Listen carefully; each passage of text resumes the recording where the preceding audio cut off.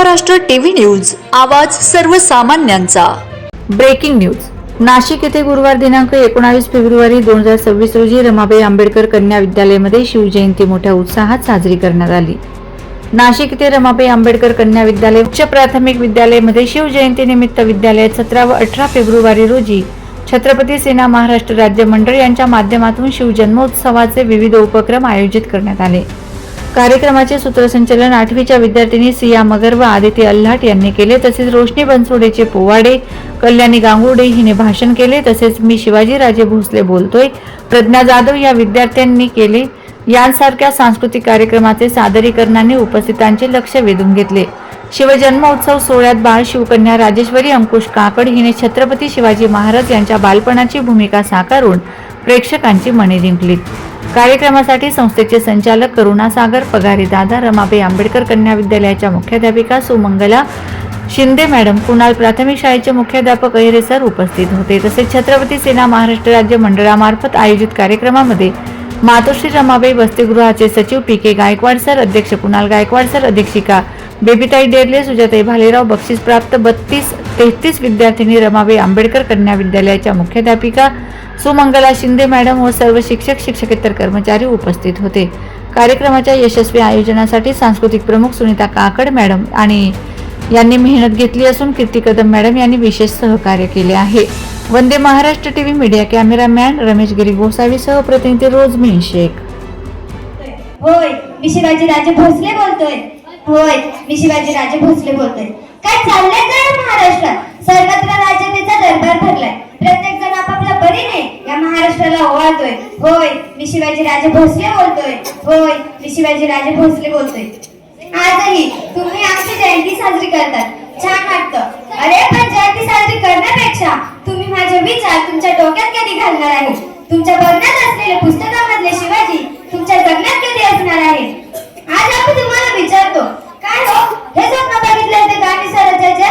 फार दुःख होते जेव्हा आम्ही बघतो की माझ्या मावळ्यांनी जे किल्ले जिंकण्यासाठी आपल्या प्राणांची आहुती दिली त्याच किल्ल्यांची आज दुर्दशा झाली। एवढेच नाही तर माझ्या भगिनी ज्यांच्या संरक्षणाची आम्ही शपथ घ्यायचो त्यांच्याच अप्रूचे आज धिंडवले तेथे उडतात व नको नको ते कृत्य तेथे होतात। कुठे चालली माझी तरुण पिढी ज्यांच्या हृदयाच्या देशाचे भविष्य आहे? आज तुम्ही मला एक खरं सांगा, फेब्रुवारी महिना आला की तुम्ही आम्हाला अर्थात 19 फेब्रुवारी जास्त लक्षात ठेवतात की 14 फेब्रुवारी? असो काय बोलणार आम्ही, पण एवढे नक्की विचारेल की तुम्हाला जसे आज इंटरनेट, फेसबुक, इंस्टाग्रामचे वेळ लगेच लागते तसे तुम्हाला देशासाठी देशप्रेमाचे वेळ का लागत नाही यावर एकच बोलेल। अगर तैरना है तो समुद्र में तैरो, नदी नालों में क्या रखा है? अगर तैरना है तो समुद्र में तैरो, नदी नालों में क्या रखा है? प्यार करना है तो वतन से करो, इन हसीनाओं में क्या रखा है? प्यार करना है तो वतन से करो, इन हसीनाओं में क्या रखा है? आज आम्हाला सांगताना मोठा अभिमान वाटतो की आम्ही शहाजी राजांच्या घरात जन्माला आलो।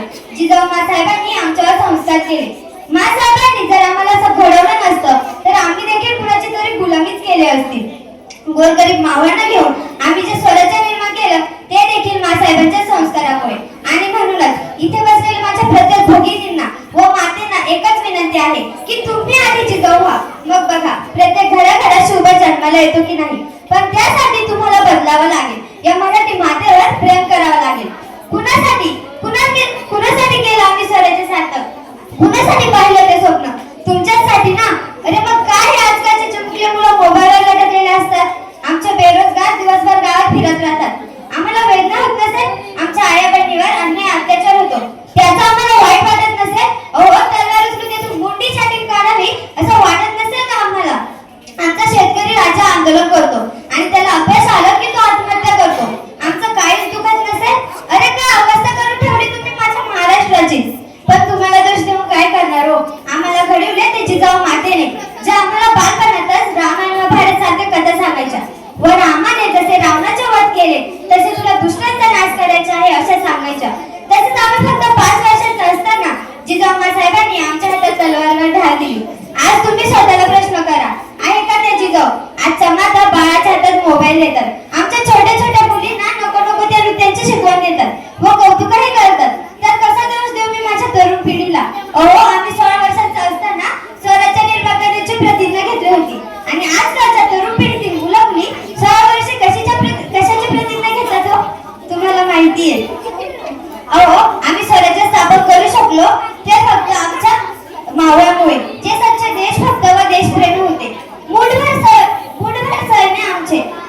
मुठभर सैन्य आमचे आणि लाखोने दुश्मनांचे सैन्य, एवढे मोठे सैन्यासोबत लढण्याची ताकद माझ्या वाघासारख्या मावळांमध्ये होती. दुश्मनांच्या 100 सारख्या सैन्याला माझे 5 वाघ पाणी पाजायचे. आज कुठे गेली ती वीरता, ती देशभक्ती, ती शूरता, ती निर्भयता, तो स्वाभिमान. स्वतःच्या स्वार्थासाठी स्वाभिमान गहाण ठेवणारे लोक जेव्हा आम्ही बघतो तेव्हा आम्हाला विचार पडतो की खरोखर हेच माझे मावळे का. फार चटका लावून जाते जीवाला हे चित्र. शेवटी जाता जाता एवढेच सांगेल की खरोखर तुम्हाला माझी जयंती साजरी करायची असेल तर एकच करा. 100 वर्ष शेळून जगण्यापेक्षा एक दिवस वाघासारखं जगा. 100 वर्ष शेळून जगण्यापेक्षा एक दिवस वाघासारखं जगा. एक दिवस वाघासारखं जगा. हर हर महादेव. जय जिजाऊ, जय महाराष्ट्र.